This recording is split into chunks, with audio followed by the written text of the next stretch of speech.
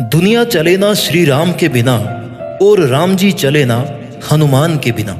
ये बात सत्य है कि श्री राम से रामायण बनी है, पर हनुमान जी के बिना रामायण अधूरी है। हनुमान जी के बिना रामायण की कल्पना करना भी मुश्किल है। इसी लाइन में ही हनुमान जी का पूरा सार आ जाता है कि दुनिया श्री राम के बिना नहीं चल सकती और श्री राम हनुमान जी के बिना नहीं चल सकते। भगवान श्री राम ने यूं ही नहीं कहा है कि जो हनुमान जी की पूजा करेगा वो वास्तव में मेरी ही पूजा कर रहा होगा, और इस बात का बहुत बड़ा अर्थ निकलता है।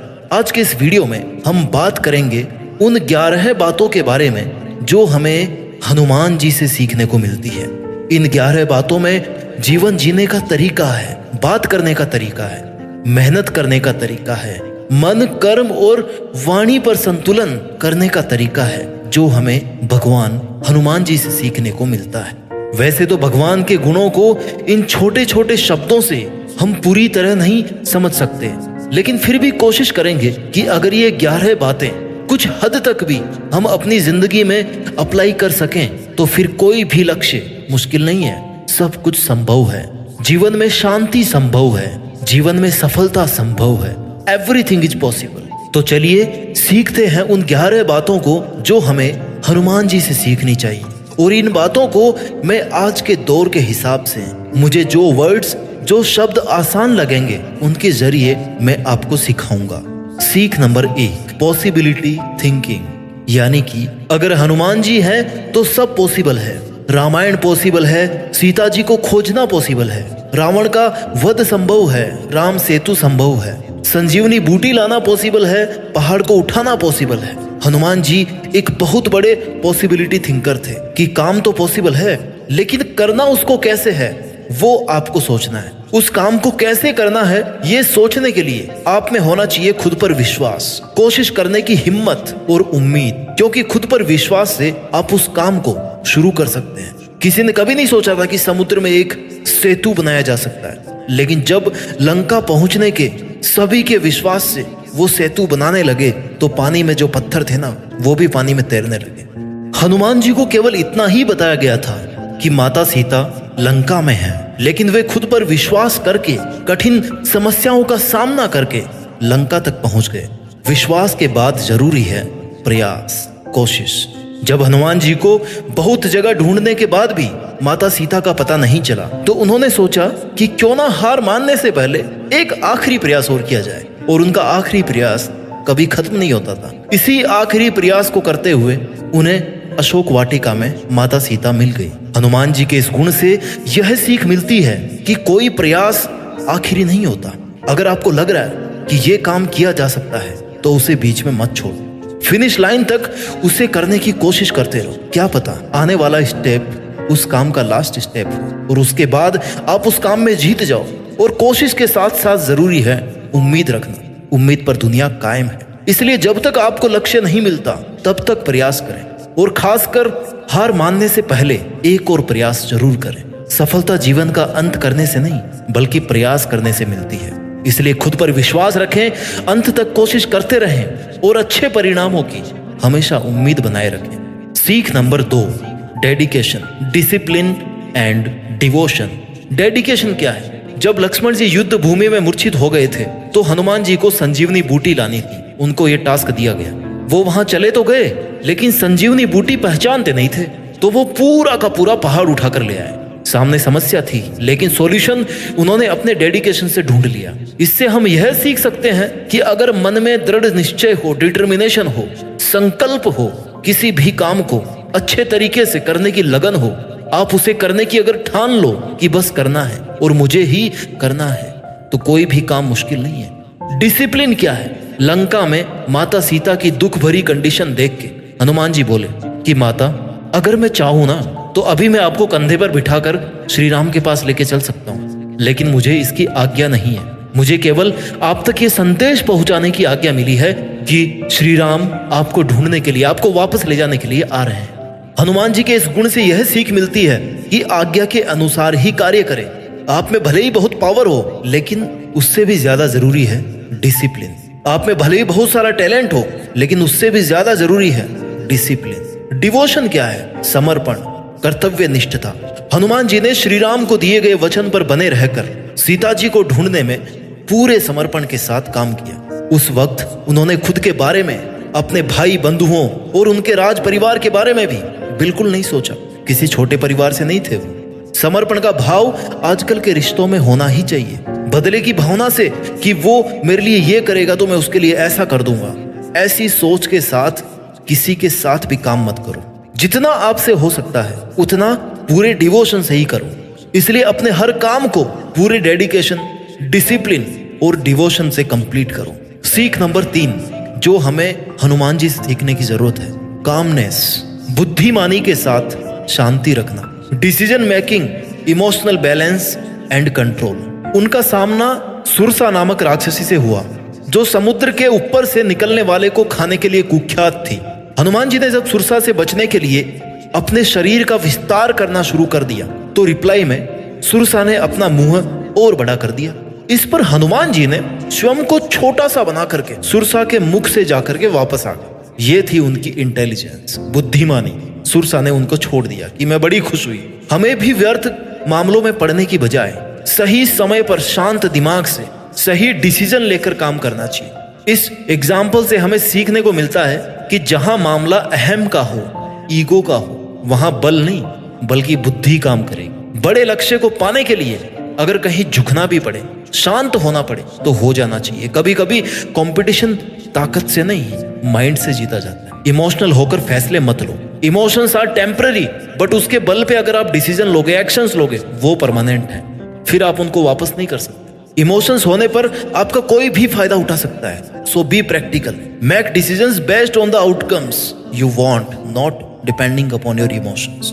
परिणाम को ध्यान में रखते हुए डिसीजन, इमोशंस को ध्यान में रखते हुए डिसीजन मत लो। सीख नंबर 4 जो हमें हनुमान जी सिखाते हैं, विनम्रता, simplicity with physical power, egoless, politeness, humbleness. माता सीता के सामने वे सूक्ष्म रूप में गए क्योंकि वो एक माँ के सामने बेटे की तरह गए थे। वहीं लंका जलाने के लिए उन्होंने विशाल रूप धारण किया। कितने वर्सेटाइल थे, लेकिन पता था कहां पर क्या यूज करना है। इस तरह जहां जितना जरूरी हो उतना ही शक्ति का या ज्ञान का प्रदर्शन करें, फोकट का दिखावा ना करें। ज्ञान, बुद्धि, विद्या और बल के साथ ही हनुमान जी में विनम्रता भी अपार थी। सही समय पर सही कार्य करना और कार्य को अंजाम तक पहुंचाने का उनमें चमत्कारिक गुण था। और यहाँ आप विनम्रता, बड़ों की रिस्पेक्ट, जहां जरूरत हो वहां ज्ञान का प्रदर्शन और सिंप्लिसिटी सीख सकते हैं। आपको बल, बुद्धि और विद्या सहित उद्धार करने वाले, पोलाइट, हम्बल, क्रोध रहित होना चाहिए।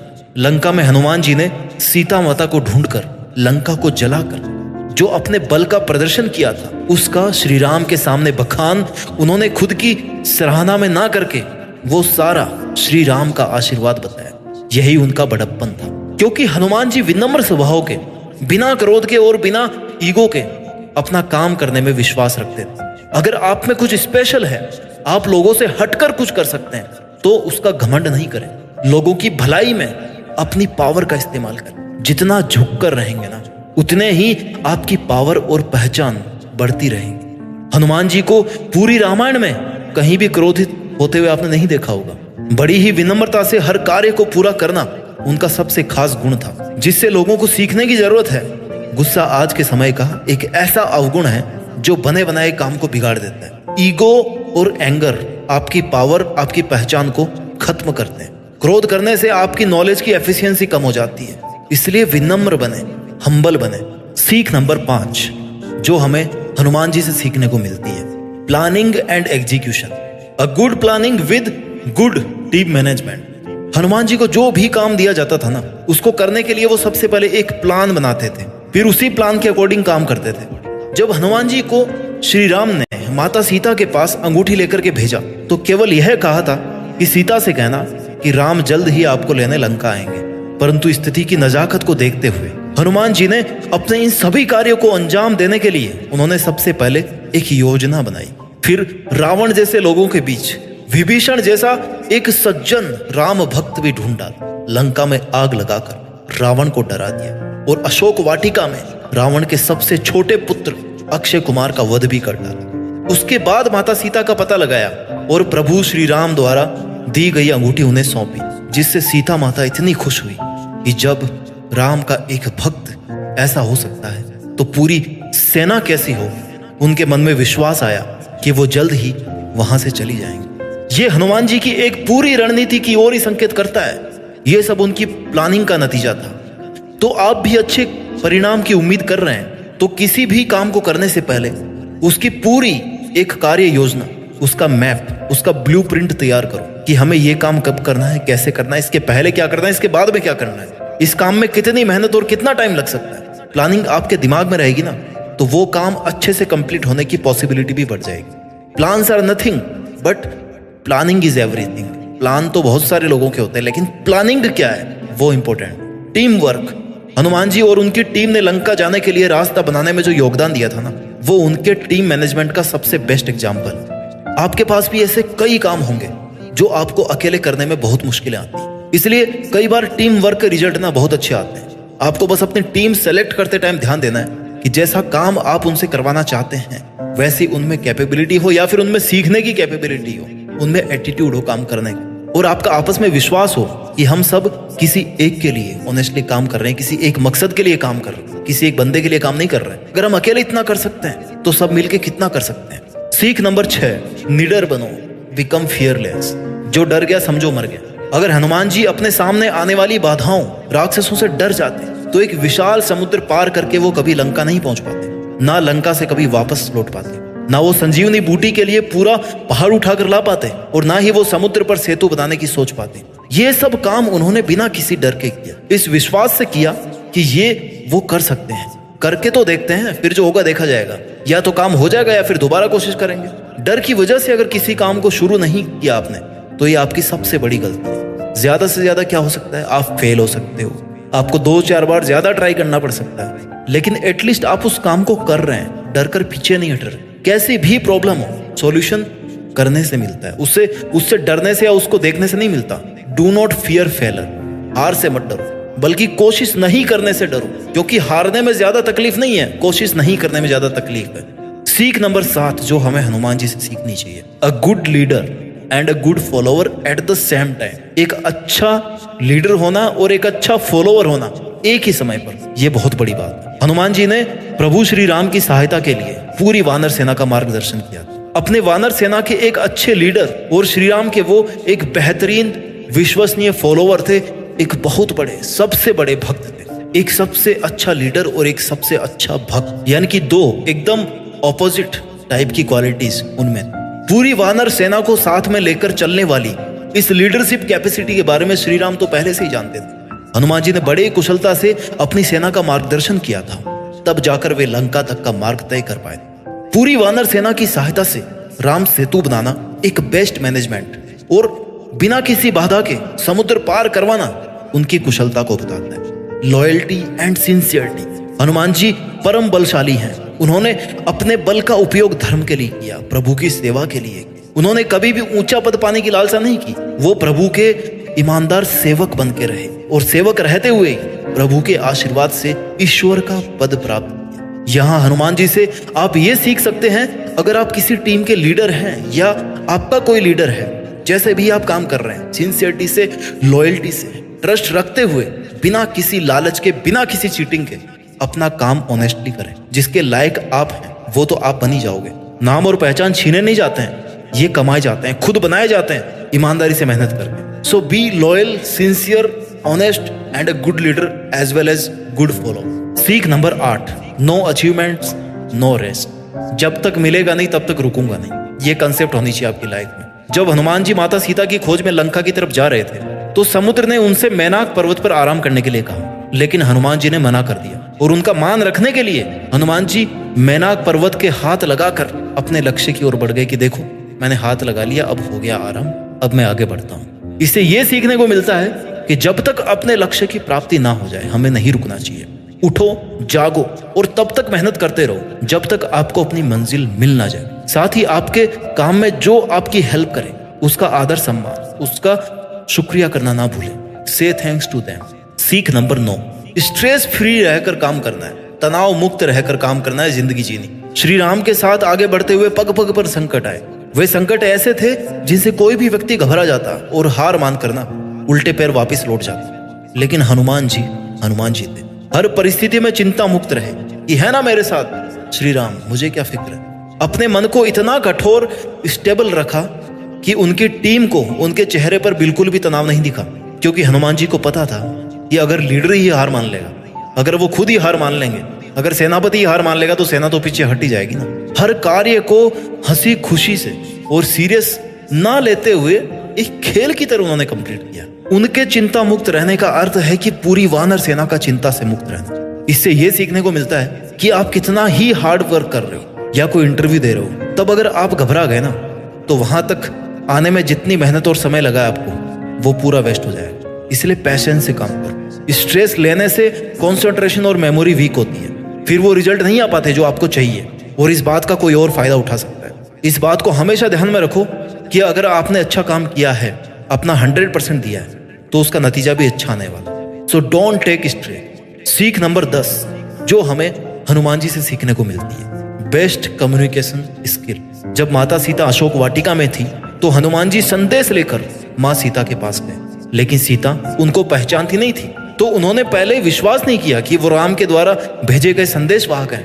लेकिन हनुमान जी ने अपने संवाद कौशल यानी कि कम्युनिकेशन स्किल से उनको विश्वास दिलाई दिया कि वो राम के दूत ही हैं। आज के समय में बेहतर कम्युनिकेशन स्किल सक्सेसफुल करियर की गारंटी है।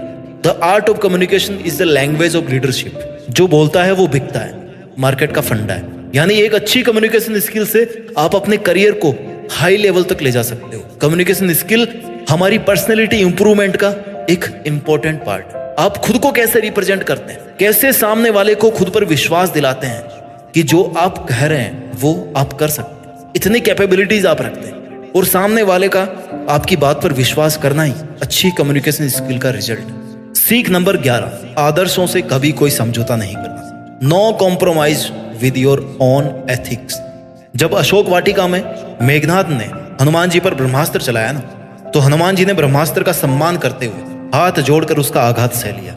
वो चाहते तो ब्रह्मास्त्र तोड़कर निकल सकते थे, लेकिन वो ब्रह्मास्त्र का मान कम नहीं करना चाहते। इसलिए अपने आदर्शों का सम्मान करें, उन पर अडिग रहें। जब रावण की सोने की लंका को जलाकर हनुमान जी दोबारा सीता जी से मिलने पहुंचे तो सीता जी ने कहा कि पुत्र हमें यहाँ से ले चलो। इस पर हनुमान जी ने कहा कि मैं आपको लेके तो चल सकता हूँ यहाँ से, लेकिन मैं नहीं चाहता कि मैं आपको रावण की तरह यहाँ से चोरी करके ले जाऊं।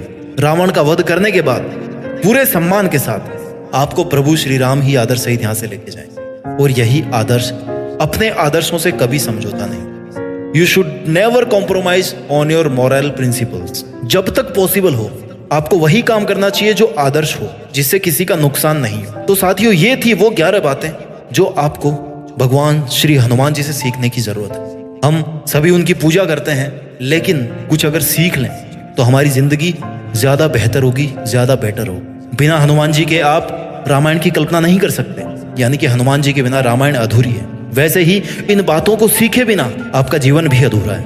उम्मीद करता हूं कि श्री राम और हनुमान जी से मिली हुई इन सीख को आप अपने जीवन में अप्लाई करके देश में अपना ही नहीं बल्कि दुनिया में